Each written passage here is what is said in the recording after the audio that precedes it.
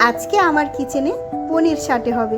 এখানে দেখুন ক্যাপসিকাম, পেঁয়াজ, পনির সব টুকরো টুকরো করে কেটে নিয়েছি। আর এখানে টুথপিক নিয়ে নিয়েছি। একটা বলে নিয়ে নিলাম কর্নফ্লাওয়ার, একটু গোলমরিচের গুঁড়ো, আর নিয়ে নিলাম একটু চাট মশলা, দিয়ে দিয়েছি একটা ডিম, আর এখানে দিয়ে দেব একটু বেসন। এবারে এটাকে ফেটিয়ে নেব। ও, আমি তো লবণটাই দিতে ভুলে গেছি এখানে। তো এখানে একটু লবণও অ্যাড করে দিচ্ছি, অল্প পরিমাণে লবণ দিয়ে ফেটিয়ে এটা রেখে দিচ্ছি। আর এখানে যে এইগুলো আছে এর মধ্যেও একটু লবণ দিয়ে দিলাম। তারপরে এখানে দিয়ে দিলাম আদা রসুনের বাটা, গোলমরিচের গুঁড়ো, আর দিয়ে দিলাম চাট মশলা।